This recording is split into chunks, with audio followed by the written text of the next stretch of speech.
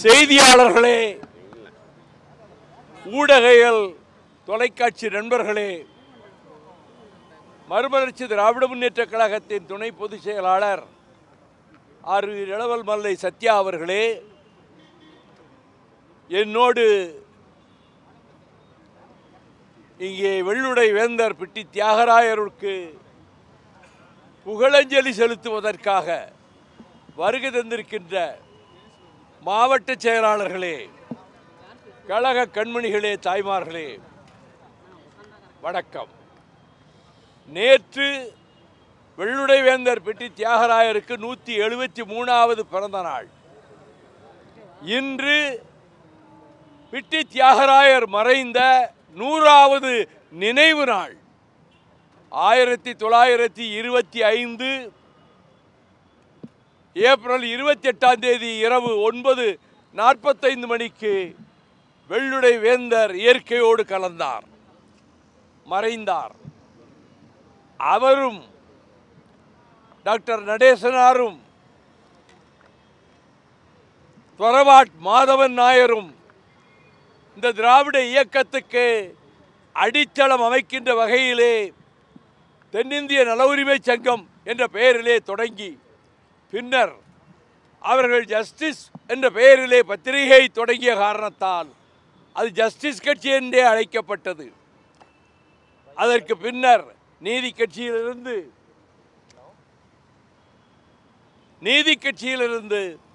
44 Dravida Munnetra Kazhagam August 27, 28 தேதிகளிலே சேலத்தில் பேரறிஞர் அண்ணா அவர்கள் தந்தை பெரியாரை அதற்கு தலைவராக முன்மொழிய அந்த நாளிலிருந்து திராவிட முன்னேற்ற கழகம் உதித்தது.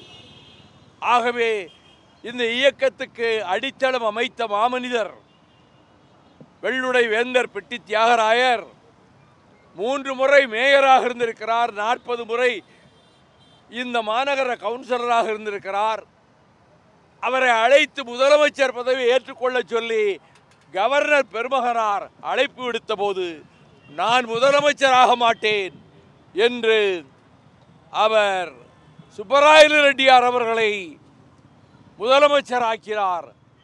அப்படிப்பட்ட தியாக பிளம்புதான் தியாகராயர். மதிய உணவு திட்டத்தை, நல்லுணவு திட்டத்தை முதலாக அறிமுகப்படுத்தியவர் பிட்டி தியாகராயர் தான். அதன் பின்னர் ஒரு காலகட்டத்திலே தியாகச்சுடர் காமராஜர் அவர்கள் அதை விரிவுபடுத்தினார்கள். அதன் பின்னர் அது அண்ணா காலத்திலும் தொடர்ந்து, பின்னர் ஒரு காலகட்டத்தில் அப்படியே டாக்டர் கலைஞர் அவர்களும் இதை தொடர்ந்து, பின்னர் மக்கள் திலகம் எம்ஜிஆர் அவர்கள் அதை இன்னும் விரிவுபடுத்தினார். இந்தியாவுக்கு வழிகாட்டக்கூடிய வகையிலே தமிழ்நாடு அமைந்திருக்கிறது. பிட்டி தியாகராயர் மறைந்த போது அவருடைய நல்லுடலை இங்கே பனகல் அரசரும் டாக்டர் நடேசனாரும் சுந்தரராகவையா அவர்களும் மற்றும் முன்னணியினரும் தோளிலே தூக்கி வர அவர் நல்லடக்கம் நடைபெற்றது.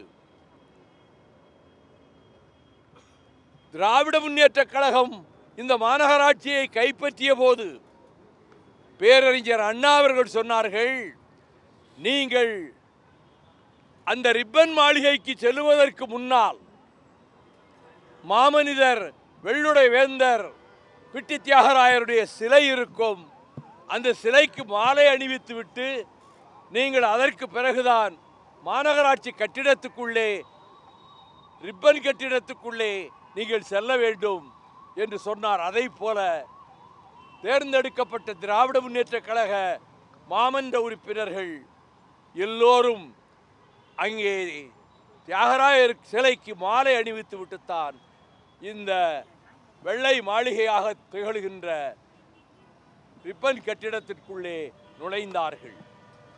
ஆக அவர்கள் அன்று பதியம் போட்டு நாற்றங்கால் ஆக்கி அது இன்றைக்கு பெரும் பெரும் விருட்சங்களாக திராவிட இயக்கம் பரிணமித்து திராவிட முன்னேற்ற கழகம் இன்றைக்கு திராவிட மாடல் ஆட்சியை இந்தியாவுக்கே வழிகாட்டக்கூடிய ஒரு நல்லாட்சியை, பிற மாநிலங்கள் பின்பற்றத்தக்க ஒரு மகத்தான ஆட்சியை அருயிர் சகோதரர் மாண்புமிகு முதலமைச்சர் தளபதி மு.க. ஸ்டாலின் அவர்கள் அந்த பாதையிலேயே திராவிட இயக்கத்தை இந்தியாவிலேயே வலிமை வாய்ந்த இயக்கமாக, திமுக கழகத்தை வழிகாட்டும் இயக்கமாக புதிய புதிய திட்டங்களை அறிவித்து மக்கள் மனதை கவர்ந்து அவர் இயக்கி வருகிற அந்த நல்லாட்சி வாழ்க. அந்த நல்லாட்சி 26க்கு பின்னரும் அந்த ஆட்சி தான் தொடரும், திராவிட மாடல் ஆட்சி தான் தொடரும், அதற்கு பாடுபடுவோம் என்று கூறி வெள்ளுடை வேந்தரையும் நடேசனாரையும் தொரவாட் மாதவன் நாயரையும் ஒரு காலம் மறக்க முடியாது. அவர்கள்தான் இதனுடைய அடித்தளம் என்றைக்கும். எனவே அவர்கள் புகழ் வாழ்க என கூறி முடிக்கிறேன். நன்றி, வணக்கம். பாஜகவும் ஆர்எஸ்எஸும் தமிழகத்தில் காலூன்ற நினைக்குது, திராவிட சித்தாந்தத்தை சிதைக்க நினைக்கிறது தொடர்ச்சியாக நீங்கள் விமர்சிக்கிறீங்க. நீதி கட்சியும் திராவிட இயக்கத்தினுடைய கொள்கைகளும் சித்தாந்தமும் இந்த நேரத்தில் எந்த அளவுக்கு ஒரு அவசியமா இருக்கு? நீதி கட்சியினுடைய அவர்களுடைய திட்டங்கள், அதிகாரத்துக்கு வந்ததற்கு பிறகு அவர்கள் கொண்டு வந்த திட்டங்களை அப்படியே திராவிட முன்னேற்ற கழகம் ஆட்சிக்கு வந்தபோது அதை செயல்படுத்தியது. WPS சவுந்தரபாண்டிய நாடார் பட்டிவீரன்பட்டி அவர் அந்த காலகட்டத்தில் மாவட்ட தலைவராக, ஜில்லா போர்டு தலைவராக இருந்தபோதுதான் ஒடுக்கப்பட்ட தலித் மக்களுக்கு அதுவரை இல்லாத உரிமையை பேருந்துகளிலே ஏறி அந்த இருக்கைகளிலே அமர்ந்து செல்லக்கூடிய அந்த உரிமையை சவுந்தரபாண்டியனார் ஏற்படுத்தி கொடுத்தார். ஒடுக்கப்பட்ட மக்கள் பேருந்துகளிலே பயணிப்பதற்கும், ஆங்காங்கே அவர்கள் சமமாக நடப்பதற்கும், கோயில்களுக்குள்ளே அவர்களை அழைத்து செல்வதற்கும் அன்றைக்கு நீதி கட்சி பாடுபட்டது. பின்னர் அதுவே திராவிடர் கழகமாகி திராவிட முன்னேற்ற கழகமாக பரிணமித்து, அதற்கு பின்னர் மக்கள் திலக எம்ஜிஆர் தொடங்கிய அனைத்து இந்திய அண்ணா திராவிட முன்னேற்ற கழகமும் 93 மறுமலர்ச்சி திராவிட முன்னேற்ற கழகமும் தாய்க்கழகமாகிய திராவிடர் கழகத்தின் பக்கபலத்தோடு இயங்கிக் கொண்டிருக்கிறது. காஷ்மீர் தாக்குதலுக்கு நாடாளுமன்ற சிறப்பு கூட்டத்தொடர் அவசியம் எதிர்க்கட்சிகள் பேசிட்டு இருக்காங்க. ஆனால் மத்திய அரசு அமைதியாக இருக்கு, அவங்க நடவடிக்கை. கபில் சிபல் சொல்லியிருக்கிறாரு. அவர் முதல்ல காங்கிரஸ் இருந்தார், பிறகு வெளியேறினார், இப்போ சுயேட்சையாக இருக்கார். அவர் சொல்லியிருக்கார் இப்படி யோசனை, நீங்கள் பாராளுமன்றத்தை கூட்டி நாடாளுமன்றத்திலே பகல்காம் தாக்குதலுக்கு தீர்மானம் போட வேண்டும் என்று சொல்லியிருக்கிறார். அது பரிசீலனையில் இருப்பதாக ஏடுகளிலே செய்தி வந்திருக்கிறது. அதுபோல அறிவிக்கப்பட்ட நாளுக்கு முன்னதாகவே நாடாளுமன்றம் கூட்டப்பட வாய்ப்பு இருக்கிறது.